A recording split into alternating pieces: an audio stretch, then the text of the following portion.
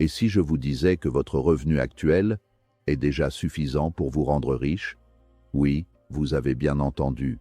Pas demain, pas avec une augmentation, pas avec un deuxième emploi, mais avec ce que vous gagnez aujourd'hui. La vérité, c'est que la majorité des gens travaillent pour l'argent toute leur vie, sans jamais comprendre comment faire travailler l'argent pour eux. Ils échangent du temps contre un salaire, encore et encore, comme dans une boucle sans fin. Mais certains individus, eux, connaissent un secret. Un principe simple, puissant, presque invisible, qui transforme un revenu ordinaire en une machine à richesse. Ce principe a été étudié et enseigné par Napoleon Hill, l'un des plus grands penseurs du succès. Et aujourd'hui, vous êtes sur le point de le découvrir. Dans cette vidéo, vous allez apprendre comment reprendre le contrôle de votre argent, comment changer votre manière de penser, et surtout, comment faire en sorte que chaque franc que vous gagnez commence à travailler pour vous. Restez jusqu'à la fin, car le dernier conseil pourrait complètement transformer votre avenir financier. Leçon 1. Changez votre mentalité sur l'argent. Le véritable point de départ de toute transformation financière ne se situe pas dans votre portefeuille, mais dans les méandres de votre psychologie. La plupart des gens perçoivent l'argent comme une fin en soi, un flux éphémère, destiné à être échangé contre des biens de consommation immédiats. Cette vision court-termiste emprisonne l'individu dans un cycle de survie où chaque euro gagné est déjà virtuellement dépensé. Pour briser ces chaînes, il est impératif de déconstruire vos croyances limitantes. L'argent n'est pas une entité mystique ou une récompense pour un dur labeur physique. C'est un outil neutre, une extension de votre volonté. Si vous entretenez une relation de peur ou de méfiance avec la richesse, vous saboterez inconsciemment vos opportunités de croissance. Adopter une mentalité d'abondance signifie comprendre que la valeur que vous créez pour les autres est le moteur de votre propre enrichissement. L'une des différences fondamentales entre ceux qui stagnent et ceux qui prospèrent réside dans la gestion de l'actif par rapport au passif. Là où la classe moyenne achète des passifs qu'elle considère comme des actifs, comme une voiture de luxe ou une résidence principale trop coûteuse, les riches se concentrent sur l'acquisition d'actifs qui produisent des revenus. Ce changement de paradigme exige une déconnexion émotionnelle de l'achat impulsif. Il s'agit de passer du statut de consommateur passif à celui d'architecte de sa propre économie. Au lieu de se demander « Que puis-je m'offrir avec ce salaire ?», l'esprit fertile se demande « Quelle infrastructure puis-je bâtir avec ce capital pour qu'il devienne autonome ?» C'est cette curiosité stratégique qui sépare le travailleur acharné de l'investisseur visionnaire. La multiplication de l'argent demande également une patience que notre société de l'instantanéité a tendance à éroder. On ne plante pas une graine le matin pour espérer récolter les fruits l'après-midi. La mentalité de richesse accepte le temps comme un allié indispensable. Cela implique de voir au-delà du chèque de paie mensuel et d'analyser les cycles économiques à long terme. En changeant votre logiciel interne, vous commencez à percevoir des opportunités là où les autres voient des obstacles. Une crise devient une période de solde pour les actifs et un surplus de revenus devient une munition pour de futures conquêtes financières. Votre cerveau doit devenir une machine à identifier la valeur, capable de transformer des idées abstraites en réalités monnayables, tout en restant résilient face aux fluctuations inévitables du marché. Enfin, changer de mentalité implique une éducation financière continue et rigoureuse. On ne naît pas avec la science infuse de la gestion de patrimoine. On l'acquiert par la lecture, l'observation et l'expérience. Les riches investissent massivement dans leur propre cerveau avant d'investir dans le marché boursier. Ils comprennent que le retour sur investissement, ROA, le plus élevé, provient de leur propre capacité à prendre des décisions éclairées. En cessant de voir l'argent comme un ennemi ou un maître, et en commençant à le traiter comme un serviteur dévoué, vous changez la polarité de votre vie. L'argent commence alors à être attiré par votre clarté d'intention et votre discipline, créant un cercle vertueux où la confiance génère de la richesse et la richesse renforce votre liberté d'action. Leçon 2. Dépensez moins que vous ne gagnez. L'arithmétique de la richesse est d'une simplicité trompeuse. Pourtant, elle constitue le mur sur lequel s'écrase la majorité des ambitions financières. Vivre en dessous de ses moyens n'est pas une condamnation à l'austérité, mais une déclaration d'indépendance. Chaque centime que vous ne dépensez pas est un soldat que vous gardez dans votre armée pour les batailles futures. Dans une culture dominée par l'apparence et le statut social immédiat, choisir la frugalité sélective est un acte de rébellion intellectuelle. Cela demande une force de caractère immense de ne pas succomber à l'inflation du mode de vie, ce phénomène insidieux où vos dépenses augmentent proportionnellement à vos revenus, vous laissant éternellement au point mort malgré les promotions et les augmentations. Le danger le plus insidieux pour votre liberté est le crédit à la consommation. En empruntant pour acheter des objets qui perdent de la valeur, vous hypothéquez votre temps futur. Vous travaillez littéralement pour payer le passé. La discipline financière consiste à inverser ce processus. Vous sacrifiez une gratification instantanée aujourd'hui pour acheter votre liberté demain. Cela nécessite une analyse chirurgicale de vos habitudes de consommation. Est-ce que cet achat améliore réellement ma qualité de vie à long terme, ou comble-t-il simplement un vide émotionnel passager? En automatisant votre épargne dès la réception de vos revenus, vous forcez votre cerveau à s'adapter au reste, créant ainsi une barrière de sécurité naturelle contre le gaspillage. La maîtrise de ces dépenses permet également de constituer un fonds d'urgence, socle indispensable de toute sérénité mentale. Sans ce coussin, le moindre imprévu, une réparation de voiture, un problème de santé, une perte d'emploi, se transforme en catastrophe financière qui vous oblige à contracter des dettes à taux élevés. En dépensant moins que ce que vous gagnez, vous achetez avant tout du temps et de la tranquillité. Vous n'êtes plus à la merci d'un patron abusif ou d'un coup du sort. Cette marge de manœuvre est le véritable luxe de notre époque. Elle vous donne le pouvoir de dire non à des opportunités médiocres et oui à des projets audacieux, car vous ne dépendez plus du prochain virement bancaire pour survivre. Pour pérenniser cette habitude, il est crucial de transformer la perception du sacrifice en une célébration du gain futur.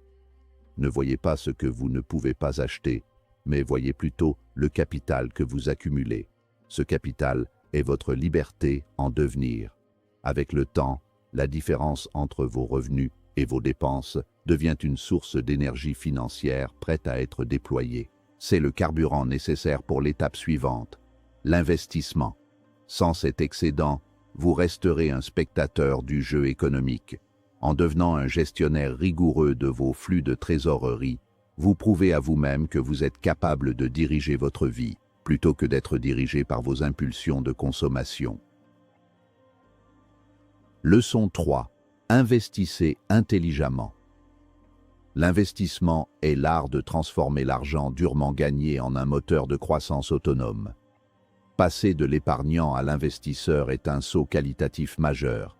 Si l'épargne préserve votre capital, l'investissement le multiplie en exploitant la puissance des intérêts composés, que certains qualifient de 8e merveille du monde. Cependant, investir n'est pas synonyme de spéculation sauvage ou de pari sur le dernier actif à la mode. Un investissement intelligent repose sur une compréhension profonde du risque et de la récompense. Il s'agit d'allouer vos ressources dans des actifs productifs, actions, obligations, immobilier, entreprises, qui génèrent de la valeur réelle pour la société et, par extension, pour vous. La diversification est le bouclier de l'investisseur avisé. Ne jamais mettre tous ses œufs dans le même panier n'est pas qu'un vieux proverbe, c'est une stratégie mathématique de gestion du risque. En répartissant vos investissements sur différentes classes d'actifs, secteurs géographiques et industries, vous vous protégez contre les chocs systémiques qui pourraient dévaster un secteur particulier.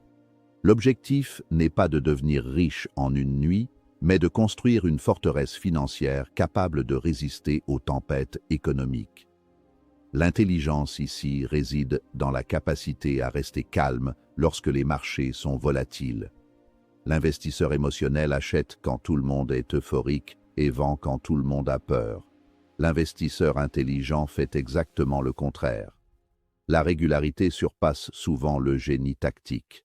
Ce que l'on appelle le dollar cost averaging, investir une somme fixe à intervalles réguliers, permet de lisser le prix d'achat de vos actifs sur le long terme.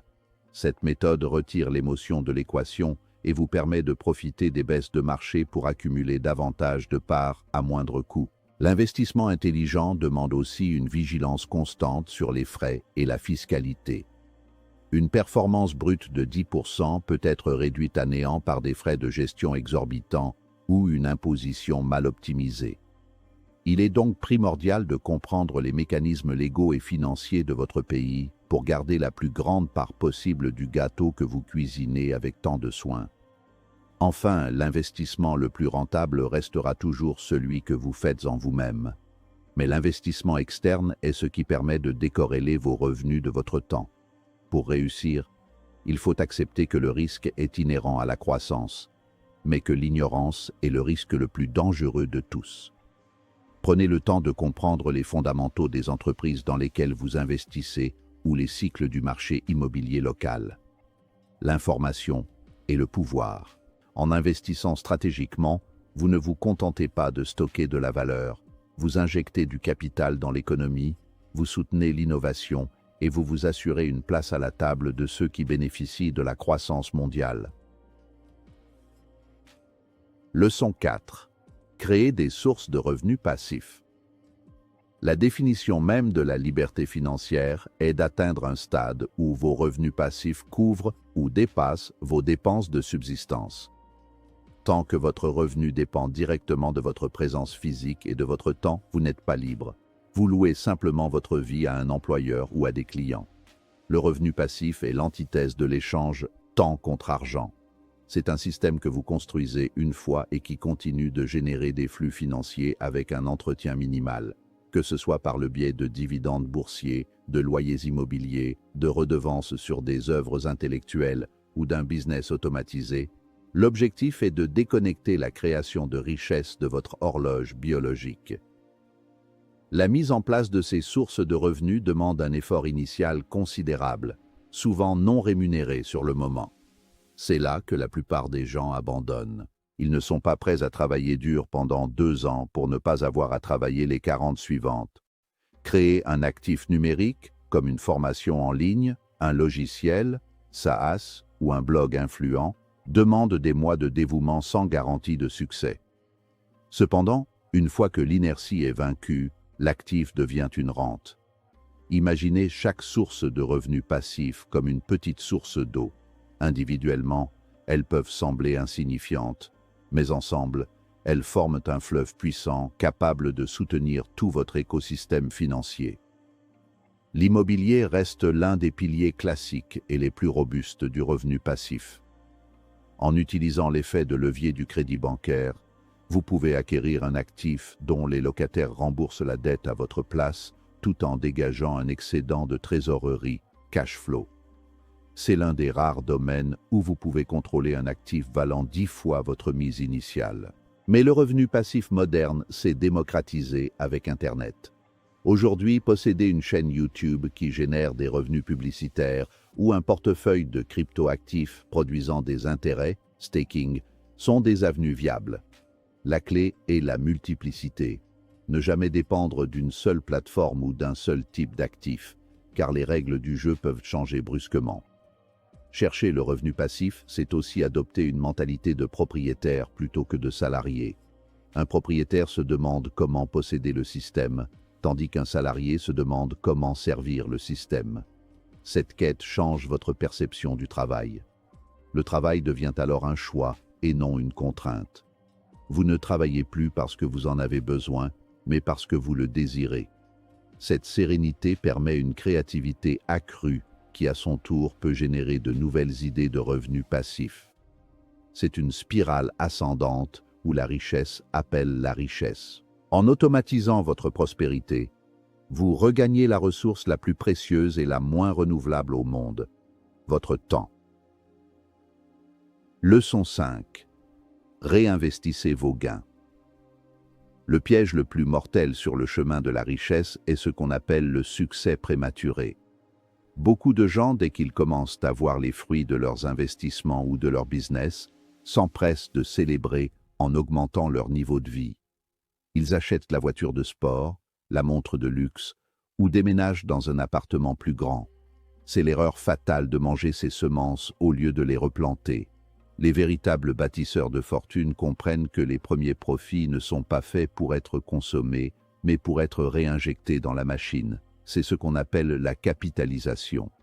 En réinvestissant vos gains, vous permettez à l'intérêt composé d'agir sur une base de capital de plus en plus large, accélérant ainsi votre croissance de manière exponentielle. Le réinvestissement crée un effet boule de neige financier. Au début, la boule est petite et avance lentement, mais à mesure qu'elle roule et qu'elle accumule de la neige, vos profits réinvestis, elle devient massive et sa vitesse devient inarrêtable. Si vous gagnez 1000 € de dividendes et que vous les dépensez, vous repartez à zéro le mois suivant. Si vous les réinvestissez pour acheter de nouvelles actions, ces 1000 € généreront eux-mêmes des dividendes en plus de votre capital initial. C'est ainsi que l'argent commence réellement à travailler pour vous. Vous ne travaillez plus pour l'argent, et votre argent ne se contente plus de rester là. Il se reproduit. C'est la différence entre une croissance linéaire, additionnée, et une croissance géométrique, multipliée. Cette discipline s'applique également au développement de votre entreprise ou de vos compétences. Réinvestir ses gains, c'est aussi allouer des fonds pour améliorer ses processus, embaucher des talents ou acquérir de nouvelles technologies qui augmenteront votre efficacité. C'est une vision de long terme qui privilégie la construction d'un empire plutôt que la satisfaction immédiate d'un ego. Les plus grandes fortunes du monde se sont construites sur des décennies de réinvestissement systématique. Warren Buffett n'est pas devenu l'un des hommes les plus riches du monde grâce à un seul coup de chance, mais en réinvestissant inlassablement chaque dollar gagné dans de nouvelles opportunités de croissance pendant plus de 60 ans. Enfin, le réinvestissement est une preuve de confiance en votre propre stratégie. Si votre investissement initial était bon, il est logique d'y consacrer davantage de ressources. Cela demande une humilité constante. Acceptez de vivre comme si vous étiez moins riche que vous ne l'êtes réellement, afin de devenir, dans le futur, plus riche que vous ne l'auriez jamais imaginé. Une fois que votre base d'actifs est devenue si vaste que même un faible pourcentage de réinvestissement suffit à la maintenir en croissance, vous pouvez alors commencer à profiter des surplus. Mais d'ici là, chaque euro doit être considéré comme un employé dont la mission est d'aller chercher d'autres euros. En bouclant la boucle du réinvestissement, vous scellez votre destin financier et transformez un simple succès passager en un héritage durable. Faire travailler votre revenu pour vous n'est pas une question de chance, ni même de montant. C'est une question de stratégie, de discipline et surtout de mentalité. Beaucoup de personnes pensent qu'elles ont besoin de gagner plus pour devenir riches, mais en réalité, elles ont besoin de mieux gérer ce qu'elles ont déjà. Comme l'enseignait Napoleon Hill, la richesse commence d'abord dans l'esprit avant de se matérialiser dans la réalité. Chaque décision que vous prenez avec votre argent est une opportunité de construire ou de détruire votre avenir financier. À partir d'aujourd'hui, posez-vous une simple question. Est-ce que mon argent travaille pour moi? Ou est-ce que je travaille uniquement pour lui? Si vous appliquez ces principes, même lentement, même avec peu, vous commencerez à voir un changement. Pas seulement dans votre compte bancaire, mais dans votre façon de penser, de vivre et de planifier votre futur. Votre liberté financière commence ici. Et maintenant, c'est à vous de jouer.